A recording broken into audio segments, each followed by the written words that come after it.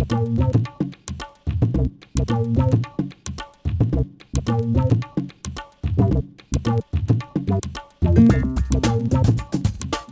m'appelle Arnaud, j'ai 19 ans, j'ai eu il y a une semaine et puis voilà, je fais l'apprentissage de carreleur depuis 2 ans. Je m'appelle Séfi Ariane, j'ai 18 ans, je suis carreleur. Alors ce qui m'a attiré dans le métier, c'est surtout la finesse, le travail fini que je trouvais vraiment très intéressant, leur manière de travail, ouais, vraiment tout. À un jeune, moi, je lui dirais déjà de faire un stage pour vraiment voir. Ça peut intéresser beaucoup de monde et on ne se rend pas compte de tout ce qui est possible de faire dans le métier.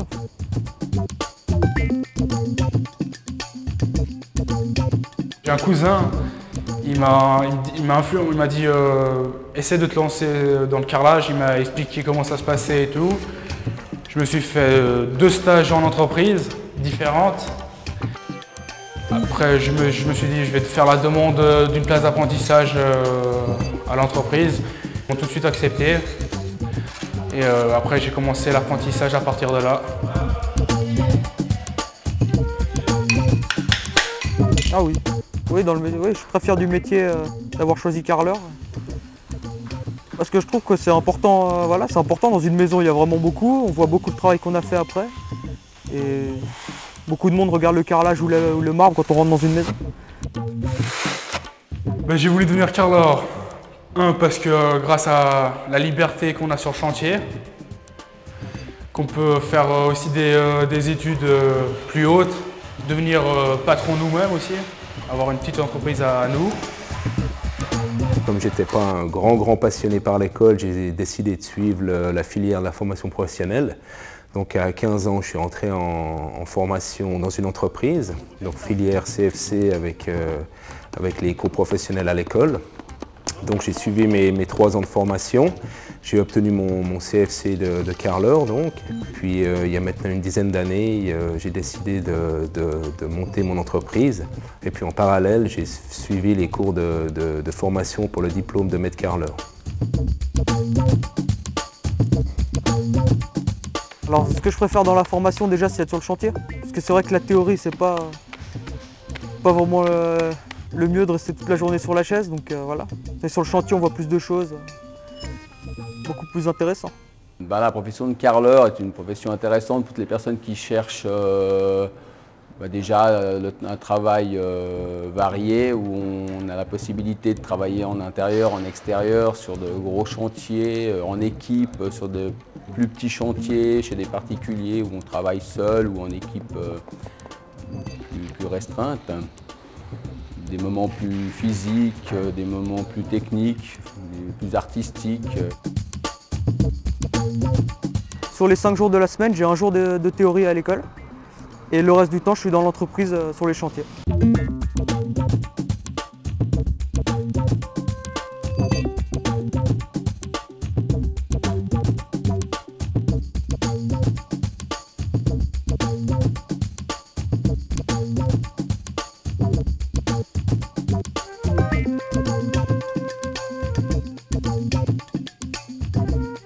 J'ai un jour de théorie à l'école et le reste du temps, je suis dans l'entreprise sur les chantiers. Alors en cours, en théorie, on a du dessin, des connaissances matériaux, des connaissances sur la construction, sur le chantier et un peu de culture générale aussi. Le soir, comme j'ai le temps, je vais aux entraînements de foot. Je fais 2 fois par semaine et puis aussi la moto, le week-end surtout, pour changer les idées. Suite à la maîtrise fédérale, donc je suis technicien administratif dans une entreprise de la place de Genève. Et du coup, mon travail n'est plus en salopette, mais en partie au bureau pour l'élaboration de devis et d'offres et de choses comme ça. Et puis toujours un contact avec les chantiers pour l'organisation, la mise en place du personnel qui va exécuter les travaux, tout ce qui est peut-être des apports techniques et ces choses-là.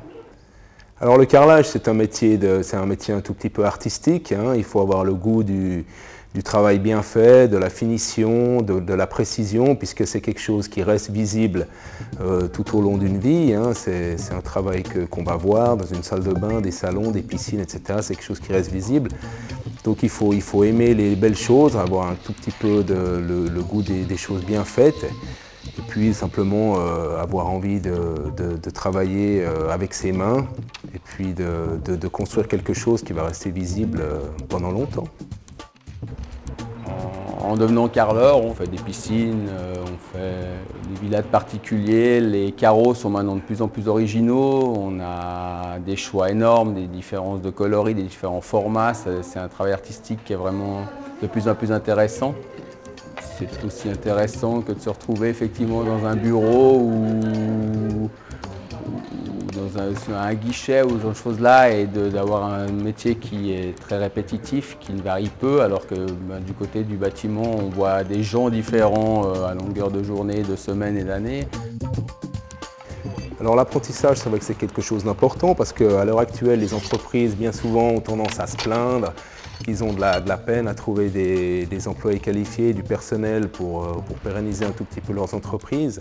Et puis c'est comme ça qu'on arrive à garder un bon niveau professionnel, d'investir du temps et peut-être un petit peu d'argent pour intéresser un jeune à faire une formation et puis pouvoir le garder dans l'entreprise pour pouvoir pérenniser toute une société. Et c'est un moment de consécration important pour votre réussite.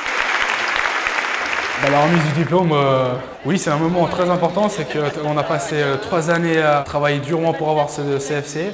Après le CFC, là, je vais essayer de faire 2 ans sur le chantier dans une entreprise. C'est ce qui est obligatoire. Avant de faire la matu fédérale. En avenir, je pense bien continuer dans le carrelage et puis voilà, après peut-être continuer une maîtrise ou quelque chose comme ça. Faire après pour pouvoir monter ma boîte et voilà, continuer là-dedans. Bon, moi je suis content de mon métier parce que je pense m'épanouir pleinement dans cette profession. C'est vrai que j'ai pas toujours voulu faire ça, mais c'est vrai que depuis que j'ai 15 ans, je suis là-dedans, j'en ai maintenant 35. Sans monter son entreprise, même en restant au sein d'une société, on a beaucoup de possibilités d'avancement.